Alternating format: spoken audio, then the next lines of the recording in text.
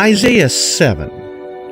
When Ahaz, son of Jotham, the son of Uzziah, was king of Judah, King Rezin of Aram and Pekah, son of Remaliah, king of Israel, marched up to fight against Jerusalem, but they could not overpower it. Now the house of David was told, Aram has allied itself with Ephraim.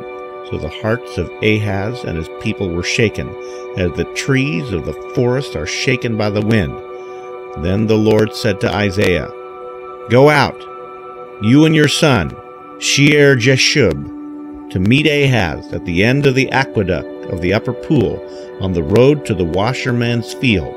Say to him, Be careful, keep calm, don't be afraid, do not lose heart, because of these two smoldering stubs of firewood, because of the fierce anger of Rezin and Aram, and of the son of Remaliah.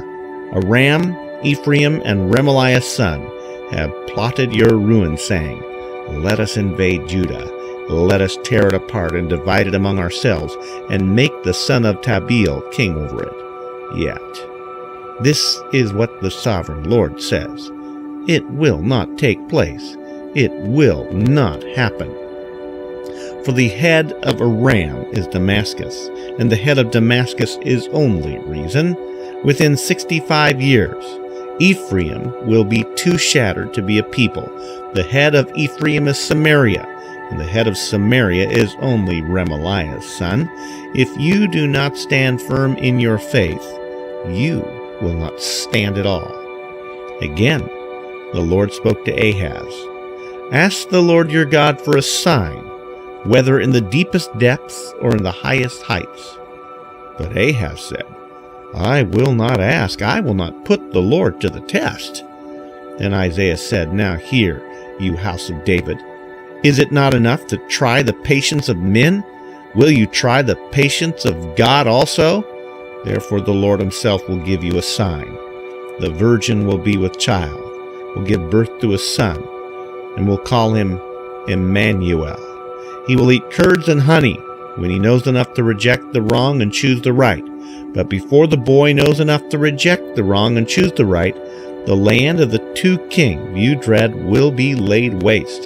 The Lord will bring on you and on your people and on the house of your father a time unlike any since Ephraim broke away from Judah.